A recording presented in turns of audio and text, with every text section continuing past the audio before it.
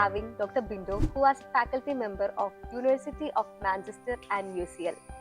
Dr. Bindo, നമുക്ക് എല്ലാവർക്കും അറിയാവുന്നത് പോലെ തന്നെ ഒത്തിരി അധികം യൂണിവേഴ്സിറ്റീസ് ഉണ്ട്. ഇപ്പോൾ UK-ലാണേലും പുറത്തുള്ള ഏത് രാജ്യത്താണേലും ഒത്തിരി അധികം യൂണിവേഴ്സിറ്റീസ് ഉണ്ട്.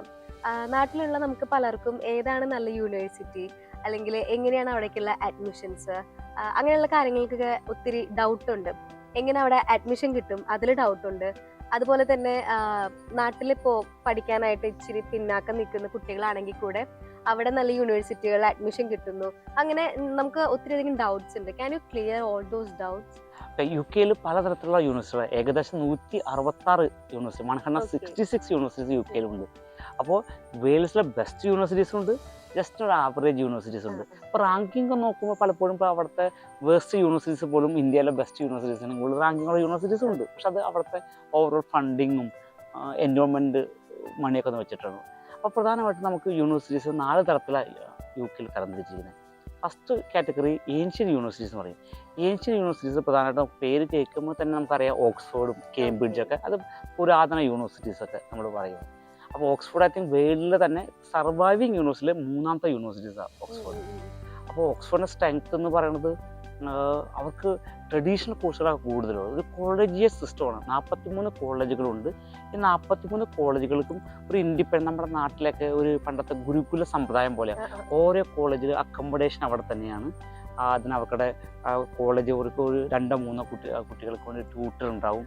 ദെൻ മെയിൻ ലെക്ചറിന് മാത്രമാണ് മെയിൻ ഹാളിലോട്ട് പോകുന്നത്. അപ്പോൾ ഈ 43 കോളേജുകളിലെ കുട്ടികൾ ലെക്ചറിന് വേണ്ടിയിട്ട് ഒരു കോമൺ ഹാളിൽ വരും. 2-3 മണിക്കൂർ ലെക്ചർ കഴിയും. അതിനുശേഷം കുട്ടികൾ ഇങ്ങോട്ട് വരും. ദെൻ അവർക്ക് സംശയങ്ങൾ എന്തെങ്കിലും ഉണ്ടെങ്കിൽ അവരുടെ കോളേജ് തന്നെയുള്ള വേൾഡ് ലീഡിങ് പ്രൊഫസേഴ്സ് തന്നെ അവർക്ക് കോച്ചിങ് കൊടുക്കും. അതുകൊണ്ടാണ് ഓക്സ്ഫോർഡും കേംബ്രിഡ്ജിലും വരുന്ന കുട്ടികൾ അതുപോലെ വേൾഡ് തന്നെ എക്സലൻ്റ് ആയിട്ടുള്ള UK പ്രൈം മിനിസ്റ്റേഴ്സിനൊക്കെ സെലക്ട് ചെയ്യുന്നതിന് പ്രധാന ക്രൈറ്റീരിയ അതായത് they should be educated from Oxford Cambridge. കാരണം അങ്ങനെയുള്ള കോച്ചിങ് കൊടുക്കുന്നത്. കാരണം ഇൻറ്റൻസീവ് ആയിട്ടുള്ള പ്രൊഫസേഴ്സ്, കുറച്ചും കൂടി റിഗ്രസ് ആയിട്ടുള്ള കോച്ചിങ് കൊടുക്കുന്നത്. കാരണം കേംബ്രിഡ്ജ് അങ്ങനെ വരുന്ന ഒരു യൂണിവേഴ്സിറ്റിയാണ്. ദെൻ സെൻറ്റ് ആൻഡ്രൂസ്, ഗ്ലാസ്കോ, അങ്ങനെയുള്ള യൂണിവേഴ്സിറ്റീസ് UK-ലുണ്ട്. രണ്ടാമത്തെ യൂണിവേഴ്സിറ്റീസ് എന്ന് പറയുന്നത് നമുക്ക് റെഡ് ബ്രിക്ക് യൂണിവേഴ്സിറ്റി എന്ന് പറയും. അതായത് UK-ലെ മെട്രോപൊളിറ്റൻ സിറ്റീസിൽ ഇപ്പോൾ ലണ്ടനിൽ UCL ഉണ്ട്, യൂണിവേഴ്സിറ്റി കോളേജ് ലണ്ടനുണ്ട്. ദെൻ ഇന്ത്യൻ കോളേജ് ഉണ്ട്, യൂണിവേഴ്സിറ്റി മാഞ്ചസ്റ്റർ ഉണ്ട്, ബിർമിംഗ്ഹാം ഉണ്ട്. ഇതൊക്കെ റെഡ് ബ്രിക്ക് യൂണിവേഴ്സിറ്റി എന്ന് പറയും. ഇതൊക്കെ 1800s സ്ഥാപിതമായ യൂണിവേഴ്സിറ്റീസാണ്. അവർക്കാണ് റാങ്കിങ് വളരെ വളരെ വലുതാണ്. ഇപ്പോൾ UCL ഫാക്കൽറ്റി മെമ്പർ ആയിരുന്നു. നേരത്തെ ജോമോൾ പറഞ്ഞ പോലെ വേൾഡിലെ 4th ബെസ്റ്റ് യൂണിവേഴ്സിറ്റി ആയിരുന്നു QN Trust റാങ്കിങ്ങിൽ. അപ്പോൾ എംപ്ലോയബിലിറ്റി ക്രൈറ്റീരിയ എന്ന് പറയുന്നത് അവിടെ നിന്ന് പഠിച്ചിറങ്ങി കഴിഞ്ഞാൽ ജോലിയൊക്കെ ഓൾമോസ്റ്റ് ഷുവറാണ്. കാരണം ആ ലെവലിലാണ് അവർ കോച്ചിങ് കൊടുക്കുന്നത്. നമ്മുടെ മഹാത്മാഗാന്ധിയൊക്കെ അവിടെ UCL എഡ്യൂക്കേറ്റഡ് ആണ്. Then third category of university എന്ന് പ്ലെയിൻ ഗ്ലാസ് യൂണിവേഴ്സിറ്റി എന്ന് പറയും.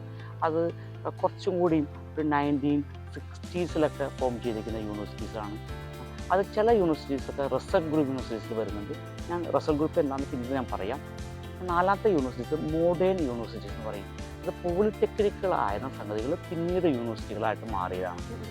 പ്രത്യേകിച്ച് നമുക്ക് പറയുകയാണെങ്കിൽ അപ്പോൾ മാഞ്ചസ്റ്റർ മെട്രോപൊളിറ്റൻ യൂണിവേഴ്സിറ്റി ഉണ്ട്, ലീഡ്സ് മെട്രോപൊളിറ്റനും ഉണ്ട്, ലിവർപൂൾ ജോൺ മോ യൂണിവേഴ്സിറ്റി ഉണ്ട്, കവൻട്രി യൂണിവേഴ്സിറ്റീസ് ഉണ്ട്. അപ്പോൾ അങ്ങനെയുള്ള യൂണിവേഴ്സിറ്റികളൊക്കെയാണ് നമ്മുടെ കുട്ടികൾ പ്രധാനമായിട്ടും പോകുന്നത്. കാരണം അവിടെ കുറച്ചും കൂടി ഇപ്പോഴത്തെ വൊക്കേഷണൽ കോഴ്സുകൾ, നേഴ്സിംഗ് പോലത്തെ കോഴ്സുകളൊക്കെ ഉണ്ട്.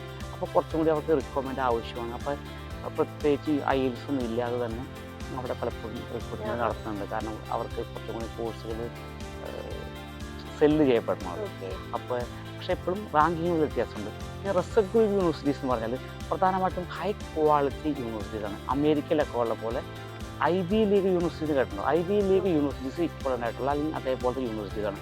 ഈ 166 യൂണിവേഴ്സിറ്റീസ് ഉണ്ടെങ്കിലും വെറും 24 യൂണിവേഴ്സിറ്റീസ് മാത്രമാണ് റെസർവ് യൂണിവേഴ്സിറ്റീസ്.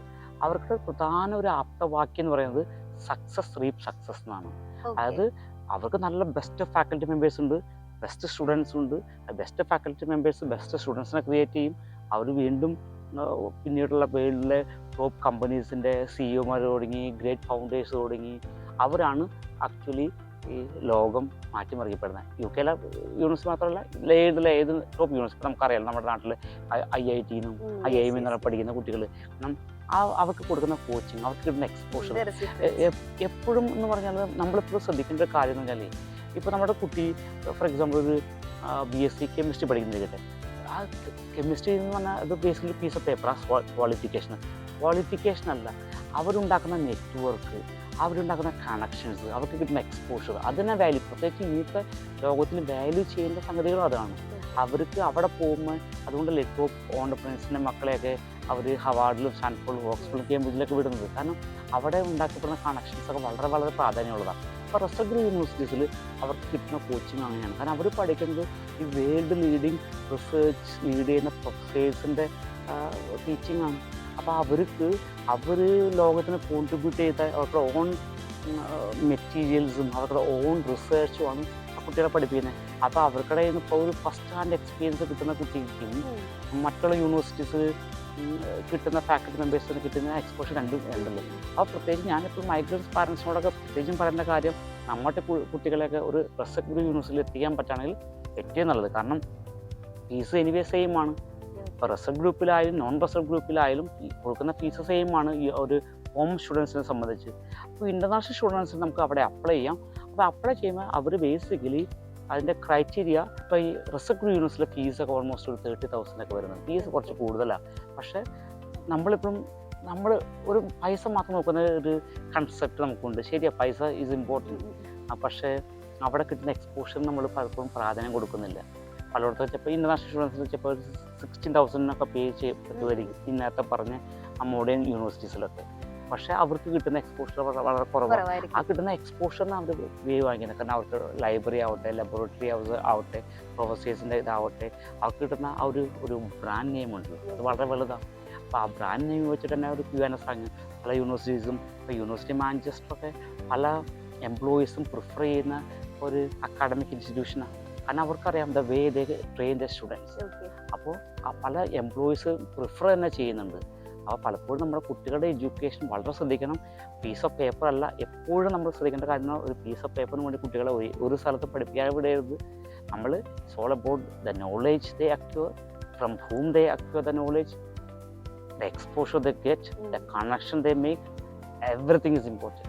ഇപ്പൊ കഴിഞ്ഞ ദിവസം പുതിയ ഇമിഗ്രന്റ് റൂൾസ് ഒക്കെ വന്നല്ലോ. അപ്പോൾ ഇത് സ്റ്റുഡൻസിനെ അഫക്റ്റ് ചെയ്യുന്നുണ്ടോ? എങ്ങനെയാണ് അതിന്റെ കാര്യങ്ങളൊക്കെ ഉള്ളത്? ഇത് ഇമിഗ്രേഷൻ റൂൾ എന്ന് പറയാറായിട്ടില്ല അഡ്വക്കേറ്റ് ജോമോൾ. ഇത് ഒരു ബില്ല് മാത്രമാണ്. ബില്ല് ഇനി അവിടെ 2 സഭകൾ അവതരിപ്പിക്കണം, അതിനുശേഷം ക്യൂവിന് ഒപ്പിടണം. അതിന് ഒത്തിരി കടമകളുണ്ട്. അത് ബേസിക്കലി ഒരു എന്താ പറയുക, ഒരു മേജർ റിഫോം എന്ന് പറയും. ജസ്റ്റ് ഒരു പ്രസൻറ്റ് ചെയ്തു. ഇനി അത് വോട്ടിങ്ങിന് ഇടും. ഇത് ഓക്കെയാണോ? അപ്പോൾ പ്രധാനപ്പെട്ട സ്റ്റുഡൻസിനെ ബാധിക്കുന്ന ഒത്തിരി കാര്യങ്ങളില്ല. പ്രധാനമായിട്ട് ഗ്രാജുവേറ്റ് വിസ എന്ന് പറയുന്ന സംഗതി ഉണ്ടായിരുന്നു. അത് 24 മാസമായിരുന്നു. അപ്പോൾ 24 മാസം 18 മാസമായിട്ട് വെട്ടി ചുരുക്കാനാണ് നിർദ്ദേശം വെച്ചിരിക്കുന്നത്. 18 മാസമായാലും എഗെയിൻ ഇതൊരു ബ്രിഡ്ജിങ് വിസ എന്നറിയപ്പെടുന്നത്. നമുക്ക് ആ 18 മാസം കൊണ്ട് നമ്മുടെ കേപ്പബിലിറ്റി തെളിയിച്ചിട്ട് നമുക്കൊരു എംപ്ലോയറെ കണ്ടെത്തി നമുക്ക് ജോലിക്ക് കിട്ടിയാൽ, വർക്ക് പെർമിറ്റ് കിട്ടിയാൽ അതൊക്കെയാണ്. 6 മാസം കുറവ് വലിയ കുറവ് തന്നെയാണ്. ഇനി വന്നാൽ തന്നെ പേടിക്കേണ്ട. നമുക്ക് നമ്മുടെ ഡ്രീം കോഴ്സ് UK-യിലാണെങ്കിൽ അതൊരിക്കലും ലിമിറ്റ് ചെയ്യേണ്ട ആവശ്യമില്ല എന്നാണ് എൻ്റെ ഒരു ഇത്. പക്ഷേ ഇപ്പോൾ മുമ്പൊരു റൂൾ വന്നത് കുറച്ച് അഫക്റ്റ് ചെയ്യുന്നതാണ്. കാരണം ഡിപ്പെൻഡൻസിനെ കൊണ്ടുവരാനായിട്ട് പറ്റത്തില്ല. അപ്പം അങ്ങനെ ഒരു പ്രശ്നമുണ്ട്. കാരണം മുമ്പൊക്കെ മിക്കവാറും കോഴ്സുകൾക്ക് എല്ലാത്തിനും ഡിപ്പെൻഡൻസിനെ കൊണ്ടുവരാൻ പറ്റുമായിരുന്നു. ഇപ്പോൾ ഡിപ്പെൻഡൻസിനെ കൊണ്ടുവരുന്നതിൽ പല ലിമിറ്റേഷൻസ് ഉണ്ട്. അങ്ങനെ ഒരു ബാധിക്കുന്നുണ്ട്. അത് പക്ഷേ അത് റൂളായി. പക്ഷേ ഇപ്പോഴത്തെ ഇത് ജസ്റ്റ് ഒരു ബില്ല് മാത്രമാണ്. നിങ്ങൾക്ക് യൂണിവേഴ്സിറ്റികളെ ബന്ധപ്പെട്ട എന്ത് സംശയങ്ങൾക്കും എല്ലാ യൂണിവേഴ്സിറ്റീസിലും ഒത്തിരി ഇൻഫർമേഷൻസ് അവൈലബിൾ ആണ്. യൂണിവേഴ്സിറ്റിയുടെ വെബ്സൈറ്റിൽ നോക്കാം. യൂണിവേഴ്സിറ്റിയുടെ വെബ്സൈറ്റിൽ നോക്കുമ്പോൾ എല്ലാ ഇൻഫർമേഷൻസ് അവരുടെ എലിജിബിലിറ്റി ക്രൈറ്റീരിയ എങ്ങനെയൊക്കെയാണ്, IELTS സ്കോർ എത്ര വേണം, ഫീസ് എങ്ങനെയാണ്, ഫാക്കൽറ്റി മെമ്പേഴ്സ് ആരൊക്കെയാണ്, അവരുടെ ക്വാളിഫിക്കേഷൻസ് എന്തൊക്കെയാണ്, എല്ലാ ഇൻഫർമേഷൻസും അവർ പബ്ലിഷ് ചെയ്തിട്ടുള്ള കാര്യങ്ങൾ, പേപ്പേഴ്സ്, അവരുടെ അവർ അറ്റൻഡ് ചെയ്തിട്ടുള്ള കോൺഫറൻസസ് എല്ലാം അവൈലബിൾ ആണ്. നിങ്ങളെല്ലാം നോക്കിയിട്ട് നിങ്ങൾക്ക് ഇഷ്ടപ്പെട്ട യൂണിവേഴ്സിറ്റി, നിങ്ങളുടെ അഭിരുചിക്കുള്ളനുസരിച്ചുള്ള യൂണിവേഴ്സിറ്റീസ് നിങ്ങൾക്ക് സെലക്ട് ചെയ്യാം. ഒരിക്കലും നമുക്ക് പെട്ടെന്നായിട്ടൊരു ഡിസിഷൻസ് എടുക്കരുത്. വലിയ ഇൻവെസ്റ്റ്മെൻറ്റാണ്.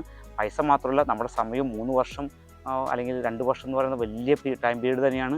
നമ്മുടെ ലൈഫിലേക്ക് ആയിട്ടുള്ള വലിയ ഇൻവെസ്റ്റ്മെൻറ്റാണ്. അപ്പോൾ വളരെ കെയർഫുള്ളായിട്ട് തന്നെ നമ്മൾ അത് ഡിസിഷൻസ് എടുക്കണം.